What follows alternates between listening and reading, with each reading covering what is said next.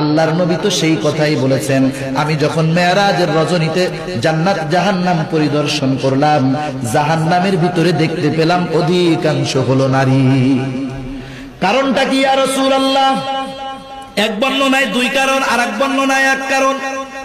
আল্লাহর নবী বলেন একটা কারণ হলো এই নারীরা বেশি বেশি অভিশাপ দেয়। একটু অপরাধ করেছে সন্তান, সাথে সাথে বলে তোর জানি মরা মুখ দেখি, বলে কি বলে না? আমি জানি তোর মরা মুখ দেখি না দেখি, আমি মরলে তুই আমার চেহারাটাও দেখতে আসবি না, এরকম বিভিন্ন প্রকারের লানত বর্ষণ করে। আর যেই হাদিসটা আল্লাহ রাব্বুল আলামিনের নবী একবার বলেছেন, এটাও হলো যা ওই দুইবার যেটা বলেছেন এর একটা অংশ হলো তা, এই মহিলাগুলা স্বামীর বেশি বেশি নাশকরি করে। একটা স্বামী সারাটা জীবন সবকিছু করছে, একদিন অপারগতা বশত কিছু দিতে পারে নাই, বলে তোমার ঘরে সংসার করে আমার জীবনটাই মাটি হয়ে গেছে, বলে কি বলে না? এই কারণে জাহান্নামী।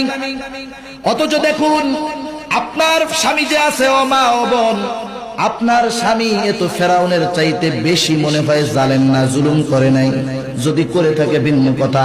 অথচ দেখুন ওই মৃত্যুর পূর্ব মুহূর্তে আসিয়া আপনাদের জন্য কি শিক্ষা রেখে গেছে, যে তাও সে তার জালেম স্বামীকে আল্লাহর পক্ষ থেকে অভিশাপ দেওয়ার কথা বলে নাই। বলে নাই আল্লাহ তুমি ফেরাউনকে ধ্বংস করে দাও, ফেরাউনকে তুমি হত্যা করে দাও, বরং মরণের পূর্ব মুহূর্তে, জান যাওয়ার পূর্ব মুহূর্তে ও আল্লাহর কাছে যেই কথাগুলা বলেছে আল্লাহ রাব্বুল আলামিন পবিত্র কোরআনুল কারীমের ভিতরে সেই কথাগুলা আমাদেরকে জানায় দিবেন, এত সম্মান দিয়ে দিবেন।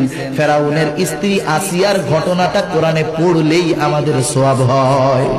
এই মহিলা তখন বলতেছে রব্বি বিনিলি ইনদাকা বাইতান ফিল জান্নাহ, ও আমার রব, আমার স্বামী জুলুম করে অসুবিধা নাই, আমি মরণের জন্য তৈয়ার, তবু আমি ঈমান ছাড়বো না।